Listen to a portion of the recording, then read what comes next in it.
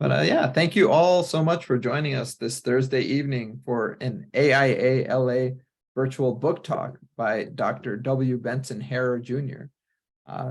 Dr. Harer graduated from Princeton University and then the University of Pennsylvania Medical School. He did his residency in OB/GYN at the Hospital of the University of Pennsylvania. He practiced OB/GYN for almost 50 years, ending his career as department chair and then medical director of what is now University Hospital in Riverside, California. He was a clinical professor of OB/GYN at Western University of Health Sciences and an adjunct professor of Egyptian art at California State University, San Bernardino. He has been interested in Egyptology for 50 years and has written and lectured on many aspects of medical nature in ancient Egypt. He participated in the early years of the Theban mapping project and participated in the Brooklyn Museum excavations at the Temple of Mut for over 30 years. His autopsy of King Tutankhamun has been a work in progress for 15 years and is finally completed and published by Amazon as What Killed King Tutankhamun, Autopsy number 4, the Hippo Heresy. So please join me in welcoming Dr. Harer, and please, if you would not mind muting yourselves, everyone, as we go into the talk right now. And thank you all for coming. And I forgot to introduce myself. I'm Ken Seligson, the president of the AIA-LA. I'm an archaeologist working in the Maya area of Mexico, and I am very pleased to welcome Dr. Harer here to talk about his recent book publication, What Killed King Tutankhamun, Autopsy number 4, the Hippo Heresy. Please take it away, Dr. Harer. Thank you very much, Ken. It's a pleasure to be here and have an opportunity to introduce you to my book of What Killed King Tutankhamun. You'll note there's no question mark in the title, because I think we really have the answer, and I'm going to tell you what killed King Tut. So the first autopsy was done in 1925 by Douglas Derry and Howard Carter. As you can see here, the mummy was in the bottom of the inner coffin, and it was sunk in a well of resin, which had hardened into amber over the course of thousands of years. In order to do the autopsy, they had to take the mummy out in pieces, which was not an easy thing to do. When they were finished, they assembled the 18 pieces, which it was now in, on a bed of sand so that they could show you what the mummy would have looked like if they had been able to actually unwrap it intact. Now, Derry concluded that Tut was 18 years old.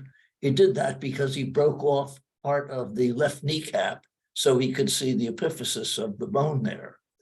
But he had no clue as to the cause of the death.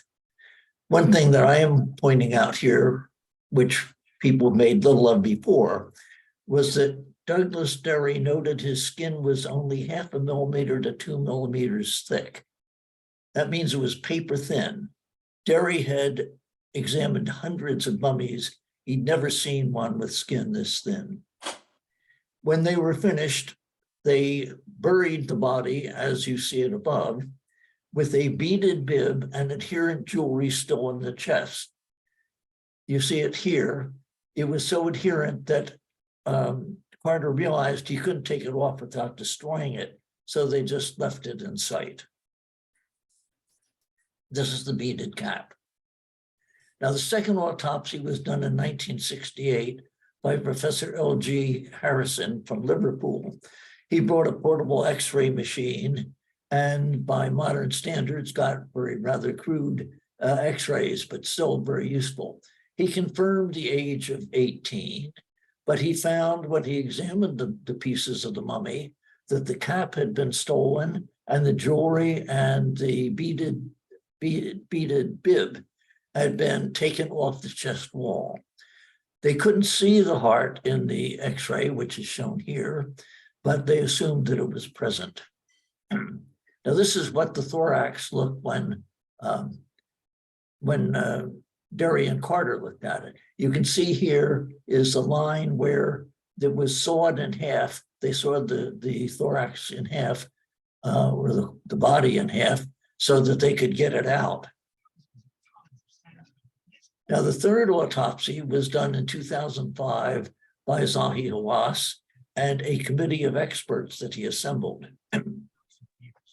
He brought in two European experts from Italy and Switzerland to evaluate the CTs, to read the CTs. And the committee came to a conclusion that Tut died from sepsis, an acute infection, following an open fracture of his left femur. Now, what was not publicized, and still is not to this day much, is that the opinion was not unanimous. The Swiss expert did not think that the fracture was ante-mortem. He thought it was post-mortem.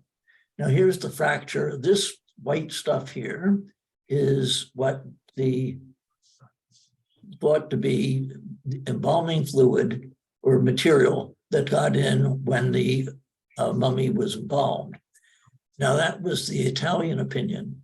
The Swiss opinion was that when Derry and Carter broke open this area, they broke it, and following it, they covered the area with paraffin to stabilize it. And in doing that, they carried material in so that this was really not antemortem. It was something that they created in the course of doing their autopsy. And here you can see what the fracture looked like from a CT surface scan. One change, thank you. Now the committee decided that all the chest damage was done by tomb robbers in taking out stealing the beaded bib, but they were wrong. They shouldn't have overlooked that. His corpse was damaged before it reached the embalmers, and we have proved that with the fourth autopsy, which was done from 2007 to 2022. Now, I was given access by Zahi Hawass to the full file of the CT scans in 2007 for one afternoon. As far as I know, I am the only person outside of Egypt, non-Egyptian, who has been given access to this file. I was also given permission to take as many pictures as I want, so I took a couple hundred, and also to publish. I'm sure Zahi regrets doing that now, but I looked at these files for a long time, and there were things that just didn't make sense to me. And after studying a bit, I came to the conclusion that the corpse had come to the body with the chest wall missing. And here's proof of it. If you look at these ribs, they're neatly trimmed. They weren't broken. They're nicely trimmed here. And that could only have been done by the embalmers, because if you tried to do it with a hacksaw, as the committee suggested, they couldn't have cut this and had these ribs still intact, and they were trimmed too. Here you see how a hacksaw has to, or any straight-bladed saw would cut, and there's no way that you could have done that in a straight line. You also couldn't have done it with the saber saw, which would penetrate, because multiple layers of the chest, and this would be a cross-section of the chest. Here's the spinal cord, and this is the front of the chest. There is no penetration. So it had to have been done by the embalmers when the chest was open.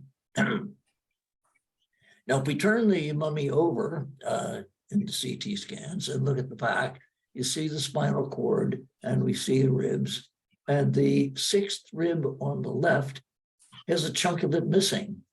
There's no way the robbers taking out the beaded bib in the front could have taken out that segment of rib. We also see a green stick fracture right here. And this can only occur in a fresh bone. It's got the name because if you take a green stick and bend it, you can break it without having it come apart. And that's what happened to that rib. Now I'm going to show you a close-up of that, which makes it clearer. Here's the missing segment of the sixth rib, and here is the green stick fracture, which can only occur in a fresh bone.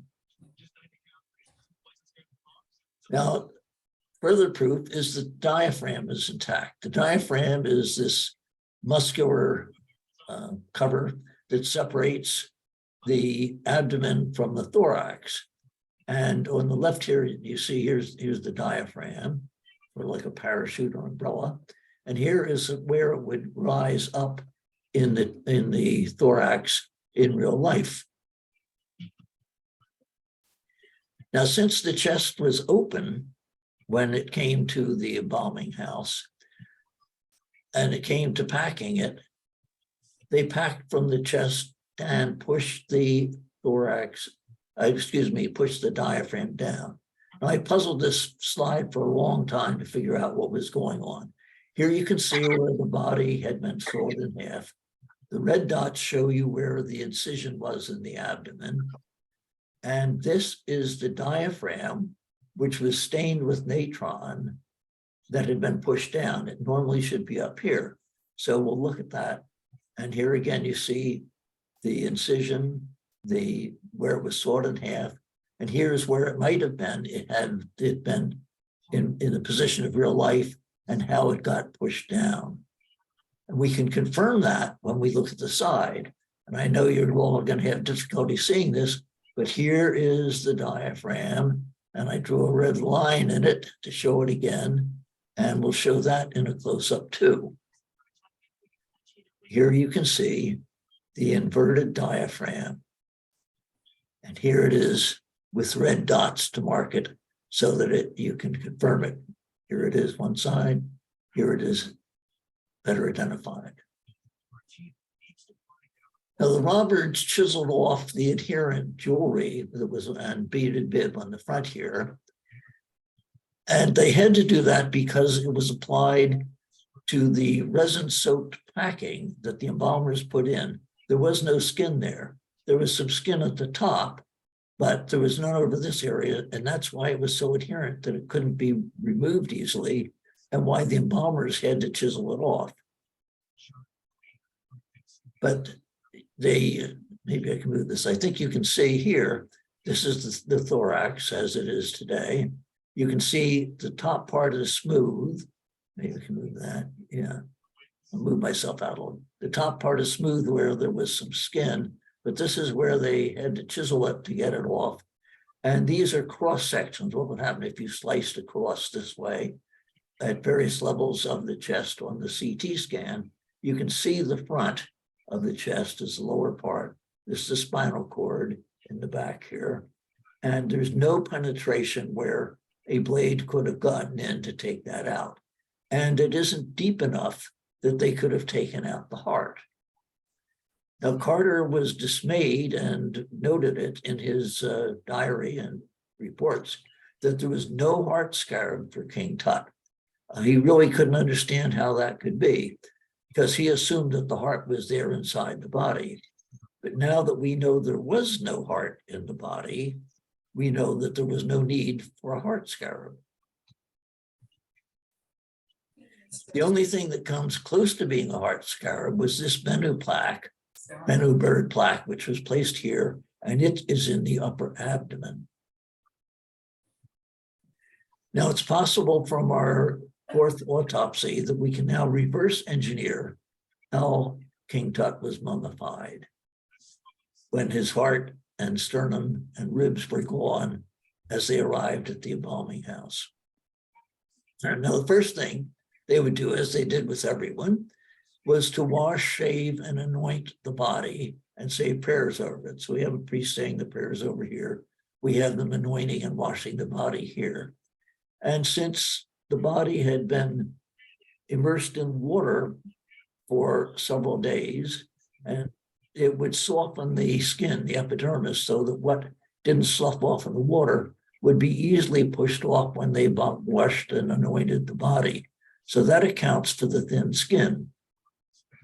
They would have shaved him with razors that looked like this, which were hardened copper, and it was customary to remove all body hair. Next was to extract the brain. So the first thing they did was lay the body over the end of the embalming table and poked an instrument through the nose, through the ethmoid bone, and into the brain, and tried to draw the brain tissue out. That didn't work because I think there'd been so much time passed that the brain had liquefied and it wouldn't adhere to the instrument to be withdrawn. So they then, one change, yes, they then turned him over and they went through the foramen magnum, the opening at the base of the skull, where the spinal cord comes out. When they did, I'm not going to go back, when they did this the first time through the nose, they also poured in some resin and it pooled in the bottom here and gave this surface level. When they went through the foramen magnum, it would ease, it was a big enough opening that it could drain out all right. And then they put in some resin and it produced this second level that we see here. Next was to extract the viscera, which was done through an abdominal incision. The ordinary way is to make the incision and reach up, cut the diaphragm from inside and bring the lungs out in pieces. But since his chest was open, there was no need to do that. Whatever lung was left, they just lifted right out. And then they made the incision to take out the abdominal material. Now, in the 18th dynasty, every king up to Tutmosis III, in fact, every royal, had their incision made up here. From Tutmosis III on, the incision was made down in the lower part of the flank of the, and that was the usual thing. But Tut had a unique abdominal incision, and he was the only one that had that. So why would he have that? Well, I think the answer is pretty clear. His corpse would have lied in the water for a couple of days till it became buoyant enough to rise to the surface. So by the time it got to the embalming house, it was really bloated with gas. If they made a low incision down here, it would have been explosive release of abdominal contents, which they didn't want. But by making the incision here at the top, they could release the gas without losing the abdominal contents. So I think that's the explanation for that. Now, having taken out the abdominal contents, they put them in separate canopic bars, and then they filled his body, packed it with natron packets, and then covered it with natron, as we see here. And then it would totally buried in natron. It would rest for 40 days. At the end of 40 days, the natron packets were removed. The body, of course, was taken out of the pile of natron. It would have been dusted and then was packed with resin-soaked linen, which they did to restore a normal contact to the chest. And then it was wrapped like every other mummy. Now, the packing was raised to a level to restore the normal contour of the chest. And then it was covered with the beaded bib so that when you looked at it, it looked like it was totally normal. Now, Tut's clavicles were ripped off the sternum when his heart was ripped out. If Tut's clavicles had been attached, the bib would be over the clavicles and the skin. As you can see here, the clavicles are quite well separated from the underlying chest wall. But though Carter and Dury didn't realize it, the clavicles were loose at the time it came to the embalming house. And it wasn't because of their taking it out in pieces. And you can see here the beaded bib extended over the part of the thorax, which would have been under the clavicle if they had been in place. So after wrapping the mummy with all the amulets, 147 of them, the arms were crossed over the Bennu bird instead of being crossed over the heart, as in every other king. So finally, it was off to the tomb until the 4th of November, 1925. Now, to digress a little bit to tell you the story of Janice Bartlett, who you probably never heard of. She was a nurse in Cape Town, South Africa. She was born there in 1971. On the 9th of December, 2003, She died in Botswana. It got a fair amount of press in Africa and the UK, but I had not heard of it here in the United States. But here is a report from 2 days after her death. Husband sees hippo bite out his wife's heart. A Cape Town bride on honeymoon in the Okavango Delta was bitten through the heart by a hippopotamus and died in the arms of her new husband. Janice Bartlett, 32, married Bruce Simpson, 30, barely 2 weeks ago at a glittering wedding at Seven Vine Estate near Keels. Now, there were a number of reports. You can Google it and find some of these. It's a little bit confusing because some of the reports have her name as Janice Bartlett. Some of them have it as Janice Simpson, and some of them have her as Janice Bartlett Simpson. But the reports are all identical in saying that her heart was ripped out. Some say her lungs were ripped out too, but all at the same time and place. And so it happened just as happened to Tut. Now, I don't know what I just did. Something terrible. I think you clicked on one of the links. So if you just go to the top right and exit out, you'll be okay. Oh, good. Thank you, Ken. I need all the help I can get. Who would have guessed? Let's try and change that. Good. Now, hippos are absolutely fearless. They will attack a dahabeyah that is many times their size, or a boat, or any group of people. This is a picture from Lawrence and from Samuel Baker's book, Ismailia. They were the couple who discovered Lake Albert, the source of the Nile. And they report that a hippo attacked their dahabeyah and punched 2 holes through it. And they were lucky to be able to get to a safe place at shore before the boat sunk. Hippos can run faster on land than any man can run. They can run faster in the water than any man or group of men can paddle a canoe or row a boat. They don't swim. They weigh over 4,000 pounds, a mature one. So they run actually on the water and they move very fast. Now, what do the historical records tell us about King Tut and his embalming? The answer is absolutely nothing. You can make a case that he was a vigorous warrior king or a feeble club-footed cripple.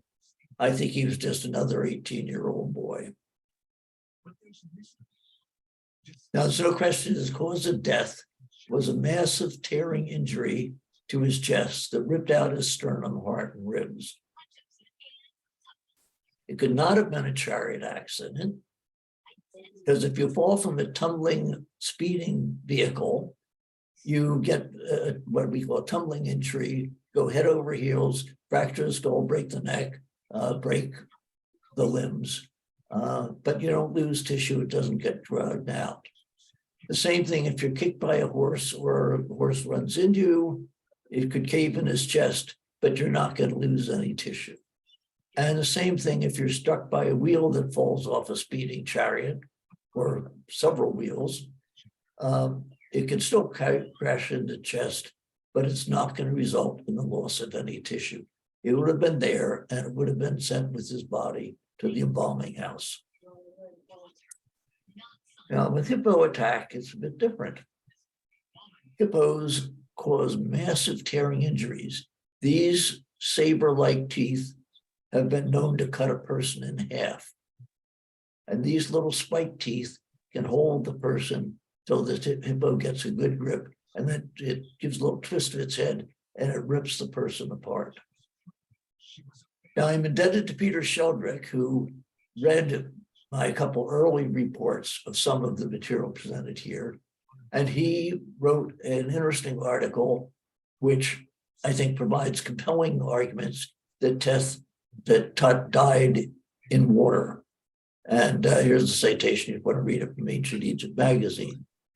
The main points that he makes are: one is the thin skin, which Derry was puzzled by, came from being immersed in the water for a couple days, and it softened the epidermis, so it sloughed off.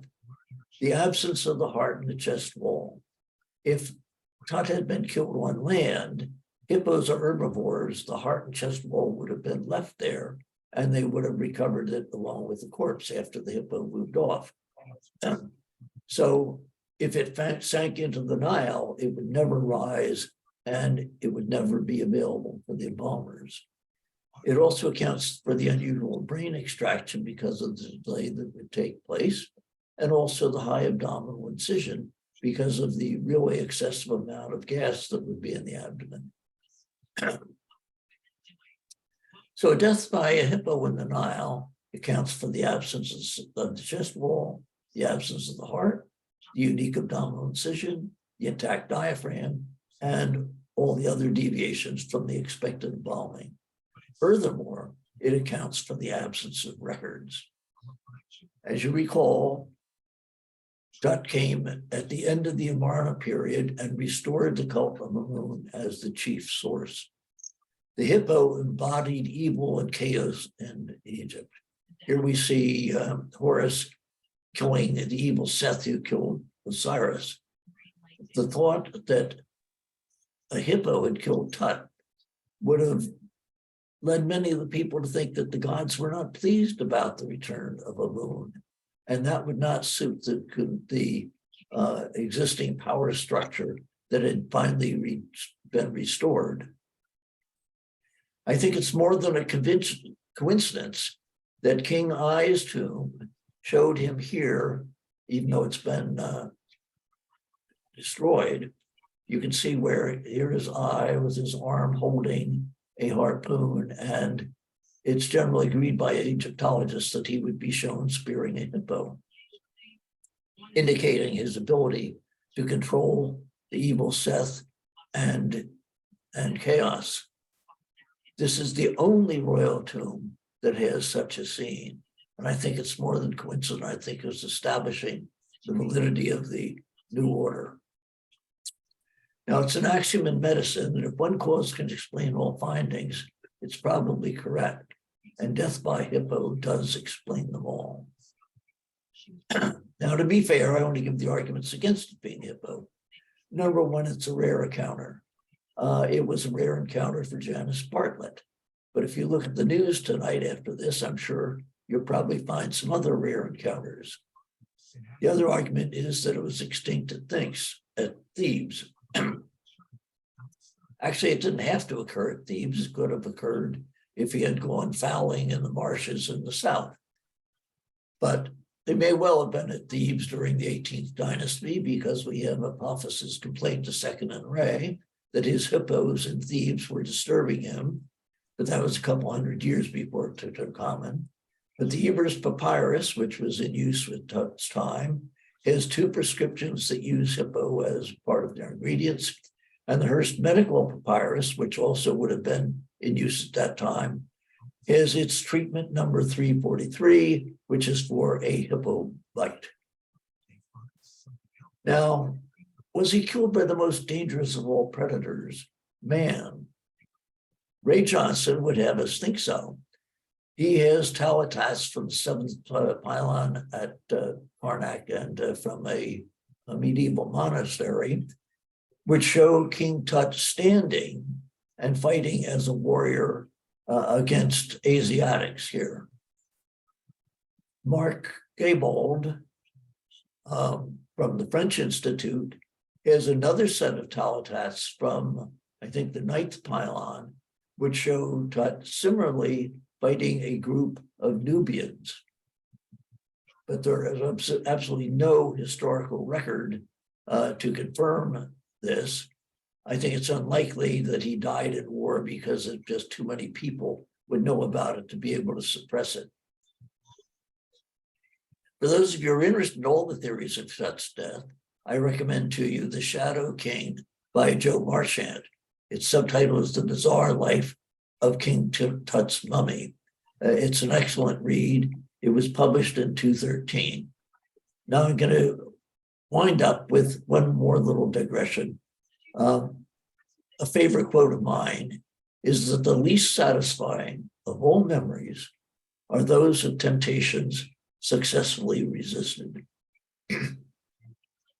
I think there's a lot of validity to that. And so I am going to yield to temptation and read you a quote from Joe Marchand. He says, Benson Harer's conclusion that Tutankhamun's chest was crushed before his body even arrived at the embalmers is for me among the most thoughtful and pervasive theories out there, and neatly ties up several oddities regarding the mummy that have been ignored by most other investigators. Whether it was a hippo that caused the injury is, of course, a very speculative suggestion, but I'd love to believe it, and to be honest, it's as good as anything else we've got. Now, she wrote that 10 years ago, before I had developed much of the information that is now in my book, and which I have offered to you tonight. So thank you for giving me the opportunity to present this. And if people have a question or two, I'll be glad to try and handle them. Thank you so much, Dr. Harer. Yes, I'm sure we'll have several questions. I guess if you'd like to maybe leave the share my screen view, if you go back to the bottom of the Zoom and X out of share my screen. Let's see how I do that. Or you can just, there should be a button near the top, actually. If you wave your cursor up near the top, it'll ask you if you want to stop sharing. Or you know what, I can do it on my end, actually, I just realized. Okay, if you can do it, do it. Here we go.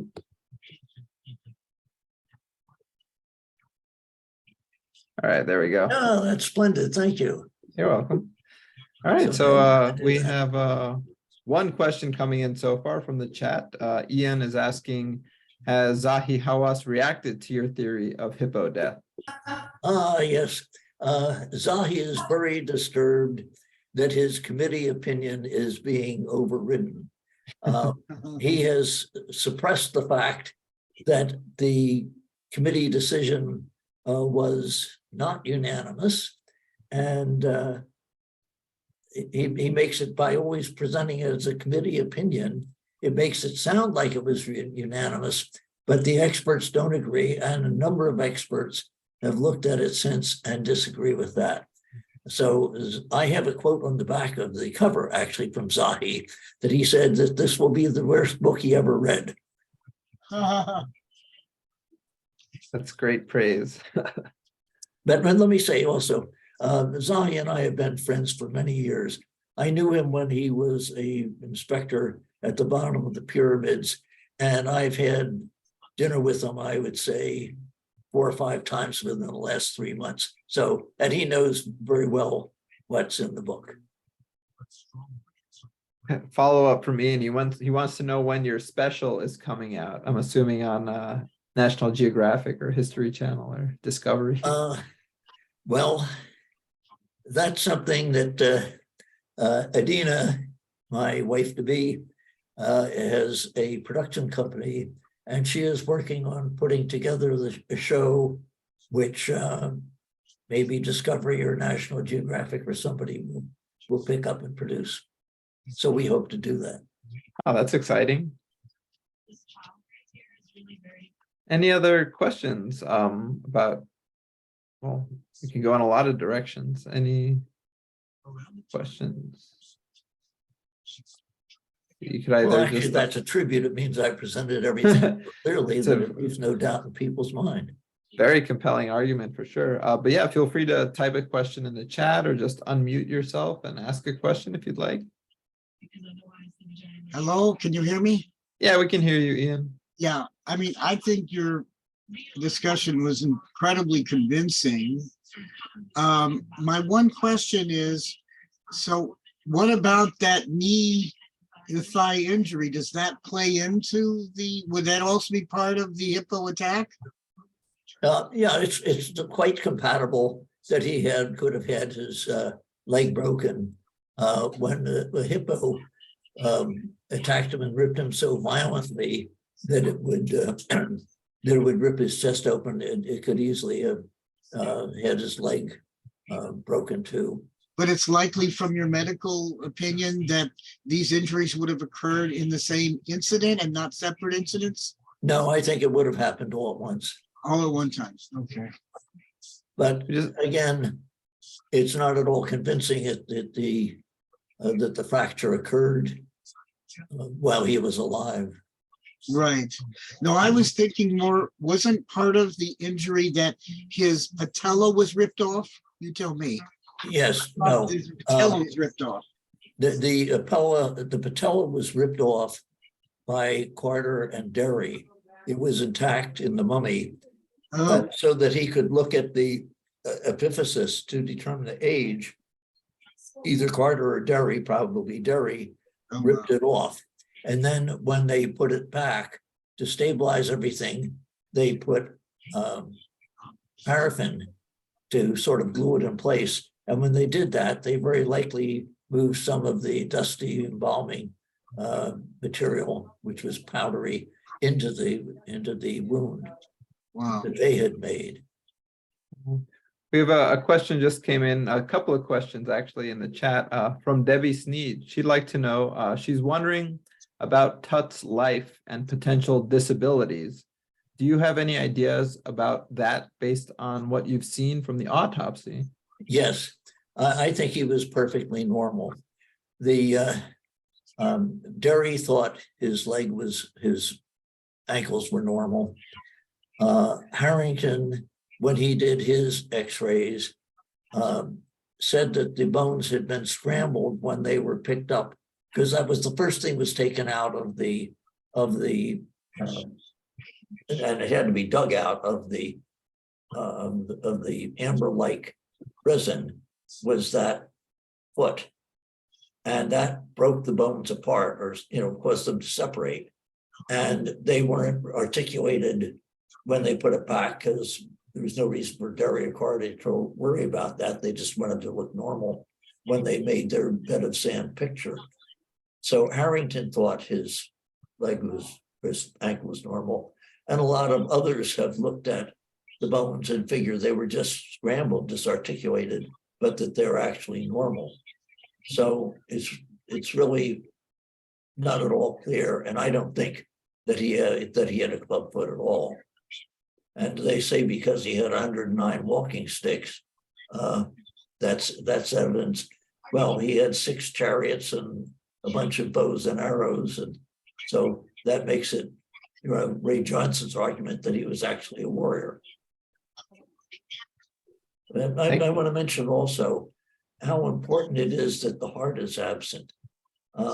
As you know, or I hope most of you know, one of the things at that time was critical to get into the afterlife was to have a special ceremony where the heart was weighed against the feather of truth. And if the scales didn't balance, the monster Ammit was going to destroy the heart. The heart scarab was present with a special spell that would prevent the heart from testifying against the deceased, which would prevent them from going into the afterlife. So it was critical, and the fact that there was no heart scarab, which everybody else had because they had a heart, is an indication also that the heart was absent. Thank you. Yeah, Charlie asks, would the corpse be transported back to the embalmers while wet? Yeah, the corpse, we don't know exactly how they got back to the embalmers. We know from wherever they were, they would have been rushed as fast as they could. But whether they were wrapped in something, water to keep them moist, or wet dressings, or just left to dry, we have no idea.